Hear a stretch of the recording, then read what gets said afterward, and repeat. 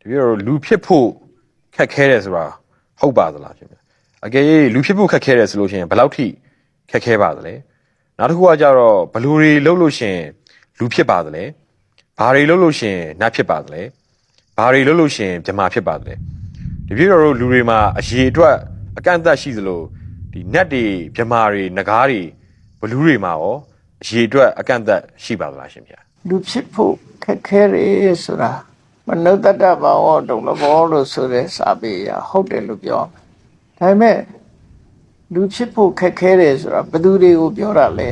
ဘယ်သရဝါတွေကိုရည်ညွှန်းတယ်လဲလို့ဆိုမြတ်စွာဘုရားဟောထားတဲ့လက်ကမ်းကြီးဥပမာနဲ့ကာနာကစ္စပောပမာဆိုတဲ့သုတ်တန်အရဆိုလို့ရှိရင်တော့သူကတရိษံတစ်ကောင်ရဲ့အနေအထားမှာကြည့်လိုက်မယ်ဆိုရင်သူကစားဖို့ရရဲ့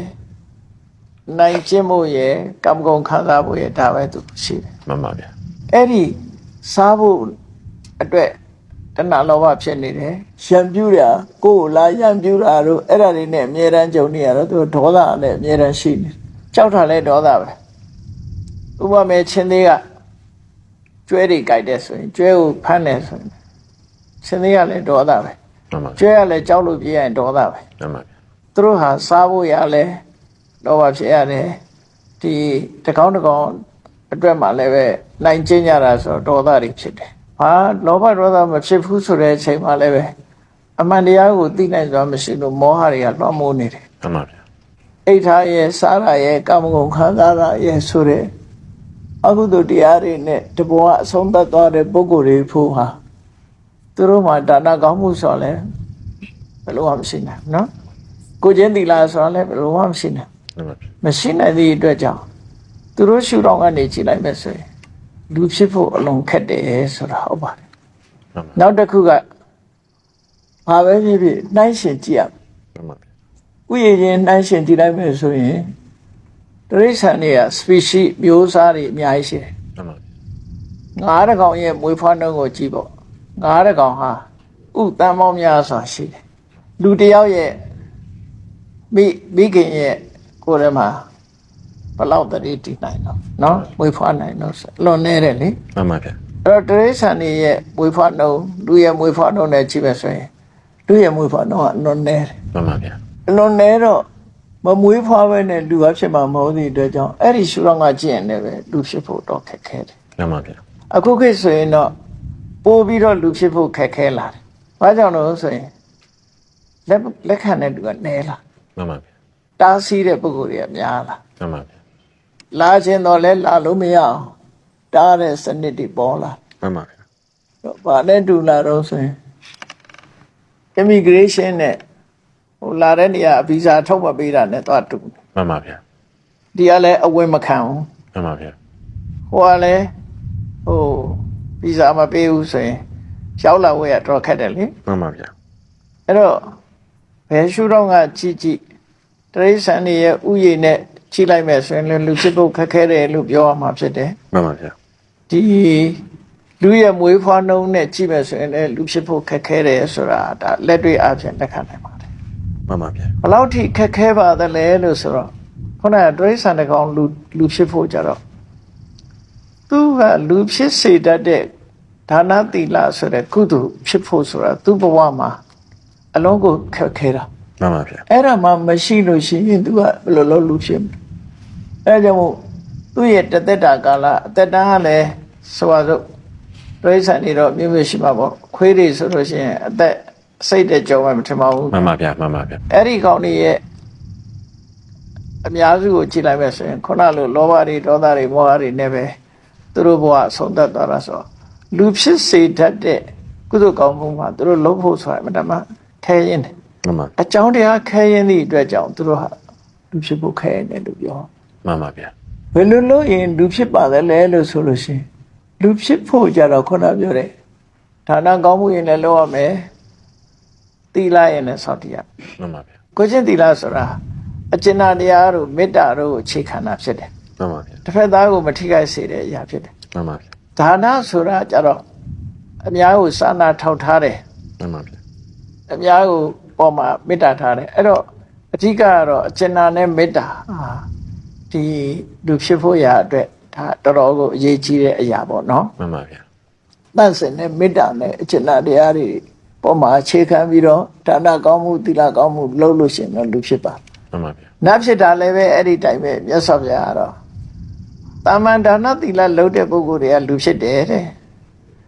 ထက်တန်းကြလောက်အောင်စောစောပြည့်ပြည့်လုပ်တဲ့ပုဂ္ဂိုလ်တွေကလူထဲမှာတောင်မှပဲသူကတထေးတွေကျွဲလူကိုအစိုးရတဲ့မင်းမျိုးတွေဖြစ်တယ် မှန်ပါဗျာ နတ်ကြတော့လွန်လွန်ကဲကဲဒါနသီလလုံးမှနတ်ဖြစ်တယ်လူတွေလှုပ်ထားတယ်ပို့ပြီးတော့သူတို့ကတာလွန်တယ်လို့ပြောတယ်မြတ်စွာဘုရားဟောတဲ့ထဲမှာဆိုရင်ဘယ်တော့မှစိတ်မဆိုးတဲ့လူတယောက်အမျိုးသမီးတယောက်ဟာလည်းပဲလူဖြစ်တယ်ဟောနတ်ဖြစ်တယ်ပေါ့လူဘဝမှာသူကစိတ်မဆိုးအောင်နေတယ် မှန်ပါဗျာ နောက်တယောက်ကတော့ဘာလေးလာတောင်းနည်းနည်းလေးဖြစ်စေလှူတယ် မှန်ပါဗျာ ပြီးတော့ဘယ်တော့မှလိမ်မပြောဘူးအမှန်တရားကိုပြောတယ်ဆိုတဲ့အကြောင်းတရားလေးတွေနဲ့လည်းပဲနတ်ဖြစ်တာရှိတယ် မှန်ပါဗျာ အဲ့တော့ဆိုလိုတာကတော့ကုသိုလ်ကောင်းမှုရှိရင်နတ်ဖြစ်နိုင်တယ်လို့ပြောမှာ မှန်ပါဗျာ ဘာတွေလို့ရင်ပြမဖြစ်တယ်လဲဆိုတာကြတော့သူကသမထကျင့်စဉ်ကိုကျင့်ရမှာသူ မှန်ပါဗျာ တမာတိကိုပေါ့ပေါ့ရောက်ရောက်အောင်မြင်နေထီအောင်လူတွေရဲ့ဒီမျက်စိနာနာလက်ရကာယနေပြီးတော့လူတွေမှာဘုန်းတို့အခုပြောကြတယ်ပါကြတယ်ဆိုမျက်စိကနှစ်သက်စရာအာယုံကိုကြည့်ပြီးပြောတယ် မှန်ပါဗျာ ဒါကตายရတဲ့အတန်ကိုနှာထောင်ပြီးပြောတယ်ဟုတ်တ မှ ယ် န်ပါဗျာမှန်ပါ နှာခေါင်းကငွေ့ကြိုက်တဲ့အနံကိုနှမ်းရှုပြီးပြောတယ်လျှာက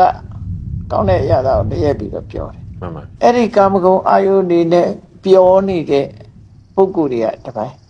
ဗြဟ္မာဖြစ်သွားရင်အဲ့ဒါတွေကိုဆွန့်လွှတ်ရ မှန်ပါ ဆွန့်လွှတ်ပြီးတော့သူတို့ကငြိမ်းချမ်းတဲ့တမာတိစွမ်းအားနဲ့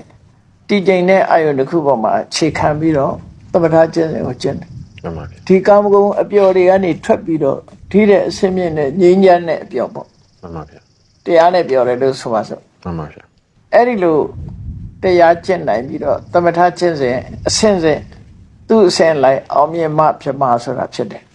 မှန်ပါဗျာ နော်လူတွေမှာအရေးအတွက်ရှိသလိုနတ်ပြမနဂါဘလူတွေမှာအရေးအတွက်အကန့်အသတ်ရှိပါသလားအရေးအတွက်တော့ရှိတယ်အကန့်အသတ်ဆိုတာတော့မရှိနဲ့ မှန်ပါဗျာ နော်အကန့်အသတ်ဆိုတာမရှိဘူးအကန့်အသတ်ဆိုတာဘလောက်ပဲရှိရမယ်ဆိုရင်ဒီလိုကန့်တတ်တာ မှန်ပါဗျာ လူတွေမှာလည်းပဲအရေးအတွက်တော့ရှိတယ်အကန့်အသတ်ဆိုတာကဟိုကဏ္ဍအနေနဲ့ပြောမယ်ဆိုရင်ဘလောက်ပဲသူကရှိတယ်ဆိုတော့အကန့်အသတ်တော့မရှိပါဘူး မှန်ပါဗျာ ဘုံမှန်ပြီးတော့ပြောရမယ်ဆိုရင်ဘုံတိတတ်တဲ့အရွယ်နောက်ပိုင်းမှာလွတ်လပ်ရတဲ့အချိန်ပိုင်းမှာဆိုရင်ပမပြေရဲ့လူကြီးက28တန်းပဲရှိတယ် မှန်ပါဗျာ နော်28တန်းပဲရှိတယ်ခုတန်းပေါင်း50ကျော်60နီးပါးကဖြစ်လာတယ် မှန်ပါဗျာ အဲ့တော့အရေးအတွက်ကတော့ဒါတကောင်စရင်မှန်လို့ရှိရင်တော့မှန်မှာပေါ့နော် မှန်ပါဗျာ အရေးအတွက်က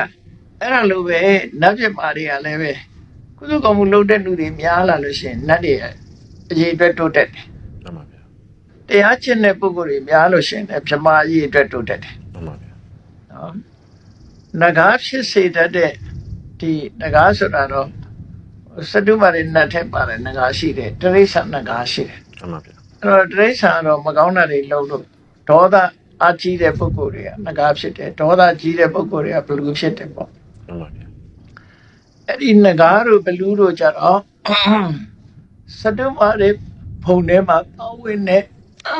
နဂါဘလူလည်းရှိတယ် မှန်ပါဗျာ အဲ့ဒါတွေကြတော့ကုသိုလ်တစ်ပိုင်း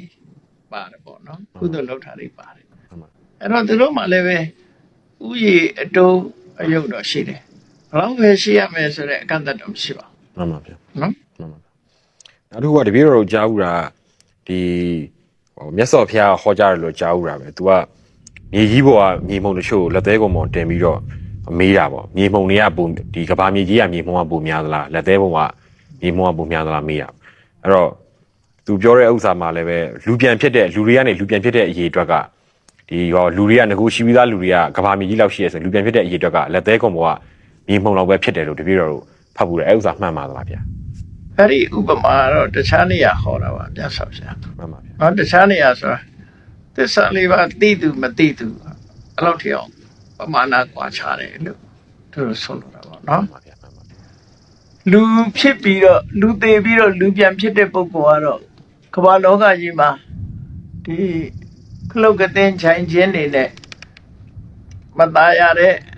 တောတောင်ဒီနဲ့ တာယာတဲ့ပန်းဥယျာဉ်နေနဲ့ဘယ်အများသလဲဆိုတဲ့ဥပမာလေးပဲဖျားဟောတယ် မှန်ပါဗျာ အဲ့တော့တောတောင်တွေကတာယာတဲ့နေရာအမတမနဲပြီးမတာယာတဲ့နေရာလူသွားလို့ဝင်လို့မရတော့ရှုပ်ထွေးတဲ့နေရာတွေကများတယ်ပေါ့နော်ဥယျာဉ်နေနဲ့ဗိမာန်နေနဲ့တာယာတဲ့နေရာကနဲတယ်ပေါ့ မှန်ပါဗျာ နောက်ပြီးတော့သစ္စာလေးပါးသိသူမသိသူဟိုလည်းပဲအဲ့မြေကြီးပေါ်မှာတင်ပြီးတော့မြတ်စွာဘုရားတက်သေးပေါ်မှာတင်ပြီးတော့နခတိခတုတ်လို့ခေါ်တယ် မှန်ပါဗျာ အဲ့ဒီတုတ်တံမှာအဲ့လိုလူဝိရနဲ့ပတ်သက်ပြီးခေါ်တာတော့အဲ့လိုခေါ်တာဟုတ် မှန်ပါဗျာ ကဏ္ဍကိစ္စဘောမှာတော့မှာ တင်ပါဗျာ လိတ်ကန်းကြီးတစ်ကောင်ဟာလိတ်ဆိုတဲ့အကောင်ကပင်လယ်ထဲမှာပင်လယ်လိတ်ပေါ့နော် မှန်ပါဗျာ ပင်လယ်ထဲမှာကျမ်းပြင်အောင်မှာရှောက်သွားနေနှစ်ပေါင်း100ကြာမှပင်လယ်ရေမျက်နှာပေါ်တက်ပြီးတော့အသက်ရှူတယ်အနှစ်100မှအသက်ရှူတယ်အဲ့ဒီမှာပင်လယ်ထဲမှာလှိုင်းပုတ်လို့မျောနေတဲ့တဘိုးကြီးကအပေါက်တစ်ပေါက်ထဲပါတယ်အပေါက်တစ်ပေါက်ထဲပါတဲ့တဘိုးကြီးနဲ့ခုနလေကြီးကခေါင်းပြူလိုက်တဲ့ပင်လယ်ပေါ်မှာခေါင်းပြူလိုက်တဲ့အချိန်လေးမှာသူ့ခေါင်းနဲ့ဒီတဘိုးသားတော်ကြီးရဲ့အပေါက်နဲ့အကြဆွတ်ပြီးဖို့ဆိုတာလုံးဝမဖြစ်နိုင်တော့ခက်ခဲတယ်ပေါ့နော်အဲ့တော့တရိษံဘဝရောက်သွားတဲ့တရိษံတစ်ကောင်ဟာလူဖြစ်ဖို့ခဲနေတယ်လို့အဲ့လိုခေါ်တယ်အဲ့ဒါ မှန်ပါဗျာတင်ပါဗျာ အဲ့ဒီပုံစံနဲ့ခေါ်တယ်